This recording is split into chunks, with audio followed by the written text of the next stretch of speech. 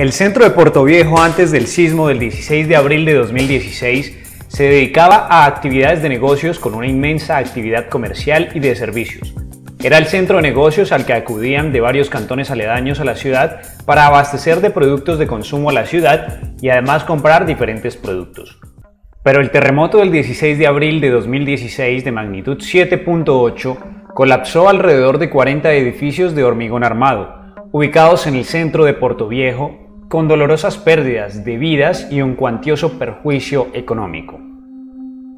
En este video revisaremos algunas de las causas que originaron que los 40 edificios de Portoviejo hayan colapsado. Para comenzar, podemos hablar de la naturaleza del sismo, el cual fue originado por la subducción de la placa de Nazca que se introduce en la placa sudamericana. La presión generada entre ambas placas ha provocado que esta área sea altamente sísmica y volcánica. Entre otras cosas, dicha fricción ha sido la que ha generado que se haya elevado la cordillera de los Andes. En la siguiente imagen se puede observar algunos de los sismos más representativos que han ocurrido en la zona de interfase entre ambas placas. Entre los 9 sismos mostrados en la gráfica, 6 se encuentran en la región del Ecuador, y sus magnitudes están entre 7.0 y 8.8 en la escala de Richter.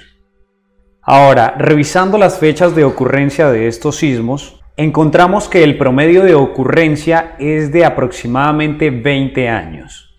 La estación donde se obtuvieron los registros acelerográficos se encuentra ubicada en los predios de la Universidad Técnica de Manabí, con un suelo catalogado como tipo D y arcilla expansiva.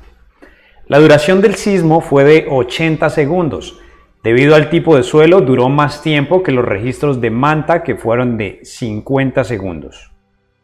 Las ordenadas espectrales de aceleración en varias ciudades de Manabí sobrepasaron el espectro de respuesta de la norma ecuatoriana de construcción, agravado además por el hecho de la utilización de un factor de reducción de fuerzas sísmicas alto R, debido a comportamiento no lineal de las estructuras en un sismo severo, sin existir cálculos con los cuales se verifique si efectivamente la estructura tiene gran ductilidad sobre resistencia y redundancia.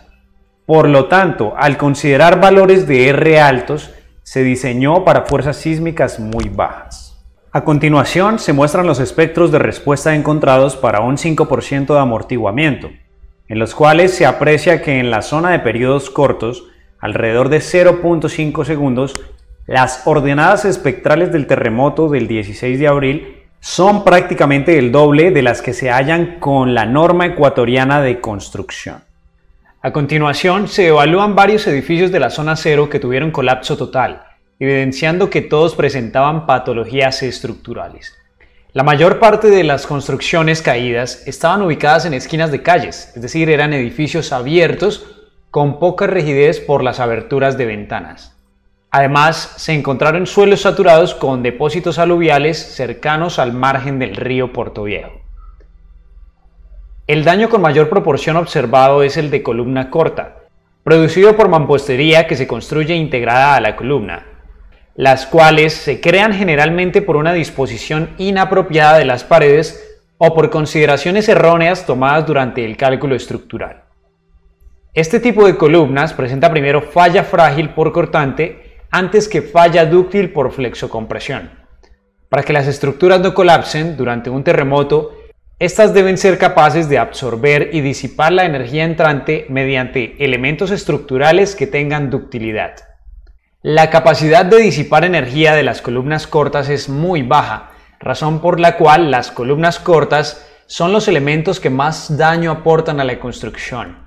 El pobre comportamiento de las columnas cortas se debe al hecho que en un terremoto, columnas de diferentes alturas libres tendrán la misma demanda de desplazamiento lateral, pero al ser las columnas cortas más rígidas que las columnas más largas, estas atraen mucha más fuerza horizontal. Edificios como el del Centro Médico del Pacífico, conocido como Mutualista Pichincha, tiene patologías como de columna débil, viga fuerte. Si la viga es más fuerte que la columna, fallará primero el elemento vertical y con ello se pone en peligro la seguridad estructural. En una visita efectuada por los especialistas al edificio Pichincha antes de la demolición, se encontró en el nivel 5 un mal detallamiento del acero, por el traslapo de todo el refuerzo longitudinal de las columnas de todo el nivel 5 en la zona del nudo de unión viga-columna, lo que hace presumir que durante la etapa constructiva se pusieron las varillas hasta ese nivel sin cuidar el detalle y traslapar solo la mitad del acero en la mitad de la columna y no en el nudo. Además, los estribos en la zona del nudo eran de 10 milímetros, es decir, número 3, cada 15 centímetros, con un solo núcleo de confinamiento en una columna de 60 por 60. Los estribos del edificio mutualista Pichincha simplemente se abrieron y no presentaron un confinamiento apropiado en ese nivel, considerando además que la normativa indica que en la zona de traslapo deben ubicarse estribos a menor distancia, y al tener esa dimensión de base y altura se precisaba de más núcleos de estribos de confinamiento. Lo indicado pudo tener alta incidencia en su colapso, unido al hecho de la existencia de vigas de gran peralte en una luz de 12 metros libres que cumple con el concepto de columna débil, viga fuerte. Muchas edificaciones también fallaron por falta de confinamiento en la unión viga-columna y en las vigas y columnas, dado que fueron construidas con normas antiguas donde la separación de estribos se especificaba a una distancia D mayor que la usada actualmente para confinamiento, pero que para la época estaban bien construidas. Estos requisitos fueron cambiados después al reconocer la importancia del confinamiento y actualmente la norma ecuatoriana de construcción establece que deben ser de 10 milímetros como mínimo, con una separación no mayor que 10 centímetros o 6 veces el diámetro de la barra. En la imagen se muestran estribos de 6 milímetros lisos y de 8 milímetros con separaciones excesivas e inclusive se presume un error constructivo, pues la columna carece de estribos, al menos no se los ve en la zona que falló durante el terremoto del 16 de abril. Otro error frecuente es la construcción por etapas o la adición de pisos no planificados en el cálculo original. En varios casos se observó una longitud de desarrollo inapropiada para continuar con la columna de los pisos superiores que transmite solo cargas verticales por medio de una articulación que no forma un nudo rígido para resistir momento. De este tipo se observa un hotel construido a fines de la década de 1970, cuyas columnas se arrancaron del piso y se evidencia que el traslape no alcanzó a desarrollar su fluencia por la pequeña cantidad embebida. Otra de las causas del colapso de edificios fue la falla denominada piso blando, que se da no solamente en la planta baja, sino en cualquier piso en el que se tenga una menor rigidez en el piso inferior y mayor en el piso superior. Según la normativa arquitectónica de la zona, se especificaba que los edificios en su primer piso deberían tener una altura mínima de 5 metros y los pisos superiores de 3 metros, lo cual genera que al tener columnas de la misma sección en ambos pisos se presente la falla de piso blando. Esta fue la causa principal para que varios edificios de la zona 0 colapsaran.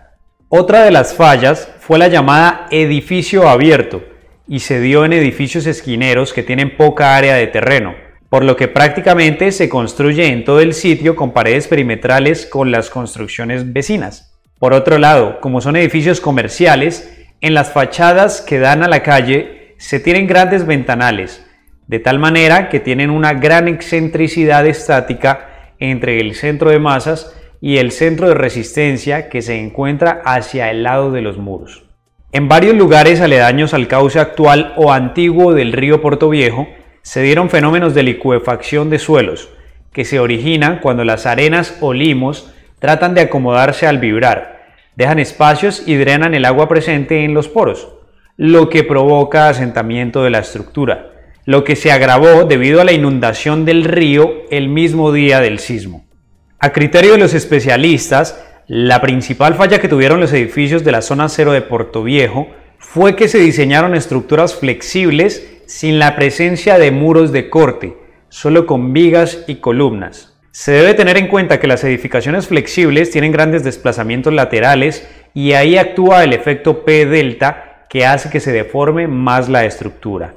A continuación se muestran algunos de los edificios que fueron afectados por el sismo del 16 de abril. En cada uno de ellos se enuncian algunas de las causas por las cuales los edificios llegaron a colapsar.